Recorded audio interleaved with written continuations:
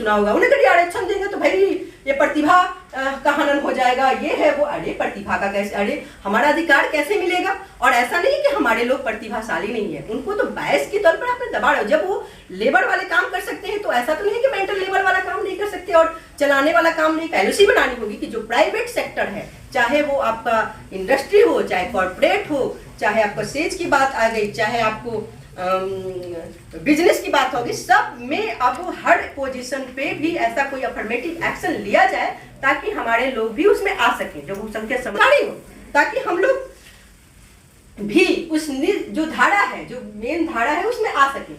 और गवर्नमेंट अगर कहती है, जैसे अमेरिका के हम इसमें उदाहरण देना चाहते हैं, कई लोग कहते हैं कि यहाँ पे नहीं हो सकता है, कई इंडस्ट्री वाले एसोचैम के बारे में आपने सुना होगा, उन्हें कभी आरक्षण देंगे तो भाई ये प्रतिभा का हनन हो जाएगा, ये है वो। अरे प्रतिभा का कैसे, अरे हमारा अधिकार कैसे मिलेगा? और ऐसा नहीं कि हमारे लोग प्रतिभाशाली नहीं है, उनको तो बायस के तौर पर आपने दबा रहे हो। जब वो लेबर वाले काम कर सकते हैं तो ऐसा तो नहीं है कि मेंटल लेबर वाला काम नहीं कर सकते और चलाने वाला काम नहीं कर सकते, वो सारे काम कर सकते हैं। लेकिन क्योंकि हमारे लोग उसमें नहीं है, इस वजह से ऐसा बायस हो रहा है। तो गवर्नमेंट को ऐसी पॉलिसी बनानी होगी कि जो प्राइवेट सेक्टर है, चाहे वो आपका इंडस्ट्री हो, चाहे कॉर्पोरेट हो, चाहे आपका सेज की बात आ गई, चाहे आपको बिजनेस की बात होगी, सब में अब हर पोजीशन पे भी ऐसा कोई अफर्मेटिव एक्शन लिया जाए ताकि हमारे लोग भी उसमें आ सके, जो बहुसंख्यक समाज है, जिसकी वजह से आप मीडिया की बात करते हो। दर्शक कौन है? कितने % दर्शक लोग हैं जो एक जिसका कब्जा है, कितने % लोग उसमें दर्शक हैं और कितने % को एडवर्टाइजमेंट देखते हैं, कितने % उनको लाभ मिल पाता है? मतलब गवर्नमेंट को रेवेन्यू कौन जनरेट करता है? हमारी वजह से रेवेन्यू जनरेट करता है, होता है, लेकिन हमें पावर ही नहीं मिलता है। तो हम एक बहुत विकसित देश का भी उदाहरण यहाँ पे देना चाहते हैं। संयुक्त राज्य अमेरिका के बाद आपने सुना ही होगा, जो उन्होंने इवन वहाँ पे आप जानते हो कि बहुत सारे दूसरे जो अफ्रीकी मूल के लोग हैं, कुछ काले लोग हैं, कुछ एशियन मूल के लोग हैं, उन्होंने अफर्मेटिव एक्शन लिया। और सबसे पहले 1961 का साल था जब उनको ऐसा लगा कि जो कुछ लोग इस जो यूएस के धारा में, मतलब उतनी उस धारा में नहीं आ पाए और कुछ लोगों ने उसका कब्जा कर लिया है, कुछ लोगों के पास पावर सेक्टर रह गया है, तो उन्होंने एक अफर्मेटिव एक्शन लिया। उसमें सबसे पहले उन्होंने नौकरियों से शुरू किया कि सबकी भागीदारी कितनी है, उनको पहले भागीदारी दी जाए। उन्होंने सबसे पहले ऐसा किया, एक एक्ट बनाया 1964 में, जिसको कहा जाता है सिविल राइट एक्ट, है ना। उस सिविल राइट एक्ट के अनुसार जो भी उसमें कोई भी डिस्क्रिमिनेशन हो रहा था, जैसे जाति के आधार पर, नस्ल के आधार पर, रंग के आधार पर, लिंग के आधार पर, धन के आधार पर, उसको उन्होंने पूरी तरह से अफर्मेटिव एक्शन लिया और सबको दिया जाए, इतना ये लोग रहेंगे ही रहेंगे। तो फिर वाई नॉट इन इंडिया, हमारे देश में क्यों नहीं ऐसा होना चाहिए? फिर आपको उसके बाद उसी को रिवाइज करते हुए 1965 में जो वहाँ के प्रेसिडेंट थे जॉनसन, उनको ऐसा लगा कि अब नौकरियों से ही काम नहीं चलेगा, जो भी ये बड़े बड़े इंडस्ट्रीज हैं उसमें भी उन्होंने उस व्यक्ति के लिए, मतलब जो शोषित तबका था, जो रंग भेद के आधार पर या एशियन मूल, आज अब आप सुन रहे होंगे, देख रहे हो कि हम अमेरिका में हमारे देश के लोग कुछ वो बन गए, बड़े पोजीशन पे पहुंच गए, तो वो किस वजह से हुआ? क्योंकि वहाँ की सरकार ने अफर्मेटिव एक्शन लिया था, इस वजह से हमारे लोग भी वहाँ पे बड़े पोजीशन पर। फिर हमारे देश में क्यों नहीं होना चाहिए?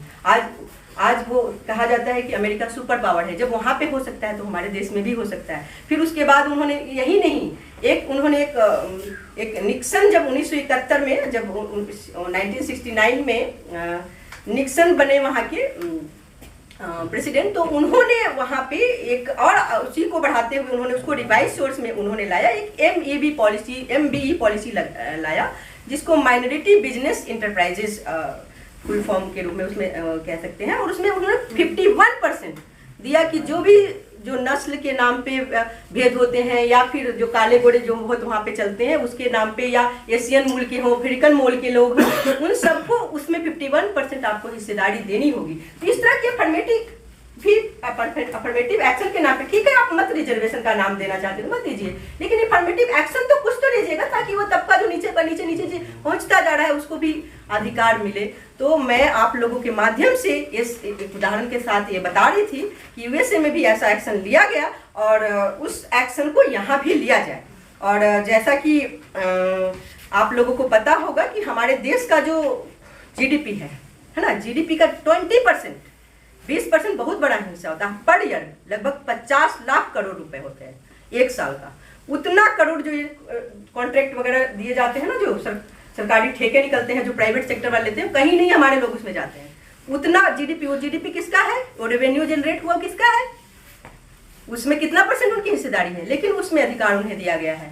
तो ये गवर्नमेंट को सोचने की जरूरत है ना कि जब हमारे लोग, जैसे हमारे लोग, ये नहीं करें कि हमारे उनके लोग भी हैं, हम इस देश के वासी हैं, हमारे भी उतना ही अधिकार है जितना सब लोगों का है। तो हम जब तक इसको बायस्ड सब जगह रहेगा उस तरह से हम लोग वहां नहीं पहुंच पाएंगे। तो वो जो हमने बताया कि मतलब 50 लाख करोड़ जो पर ईयर जो जा रहा है, उसमें हमारी भी हिस्सेदारी होनी चाहिए। और हिस्सेदारी कैसे होगी, जब तक वो कुछ ना कुछ अफर्मेटिव एक्शन नहीं लेंगे, रिजर्वेशन नहीं देंगे, तब तक हम लोग वहां पे नहीं आ सकते हैं। आज गवर्नमेंट सेक्टर में जो नौकरियां जो निकलती है, मात्र 3% वो जीडीपी का कवर करता है। आप सोचो, और उससे कितना गुना ज्यादा ठेकेदारी में चली जाती है, लेकिन उसमें हमारी कोई पोजीशन ही नहीं, कहीं नहीं है। हम नौकरियों में तो लड़ झगड़ के किसी तरह से कितनी उसमें भी बैठा दिया उन्होंने कि अपर पोजीशन में आपको इंटरव्यू फेस करना पड़ेगा, ये करना पड़ेगा, तब जाके उसमें भी बहुत सारे एकलव्य बैठे हुए हैं, आपको पता होगा।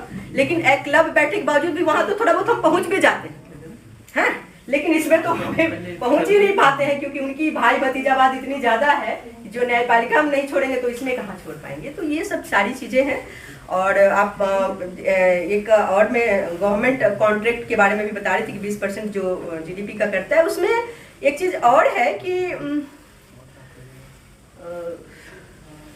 जैसा कि प्राइवेट सेक्टर की जॉब की बात करें थे, 95% जो प्राइवेट सेक्टर है उसमें भी बड़े बड़े जॉब, ऐसा नहीं कि वो हमें जॉब ही नहीं देते हैं, वो जॉब काम किससे करवाएंगे, वो जो एकदम से जो हम सीडी की बात करते थे, जो उस जॉब में जहाँ पे लेबर वाला काम है उसमें वो खूब तरह से निकालेंगे, आप आ जाओ जी। और उसमें भी उनकी एक पॉलिसी है, आप कोई भी प्राइवेट इंडस्ट्री हो या कंपनी हो, उनकी अलग अलग पॉलिसी है, हायर एंड फायर, तुरंत लेंगे भगा देंगे जब मन करेगा। जब उन्होंने नया पॉलिसी श्रम कानून में भी वो चेंज करा लेते हैं, वो अपने अनुसार कर लेते हैं। तो गवर्नमेंट को भी इसमें दखल देने की जरूरत है ना, कि क्योंकि वो ज्यादातर तो लेबर जोन में हमारे ही लोग होते हैं, जो बहुसंख्यक आबादी है हमारे जो लोग का कहने का मतलब ये है।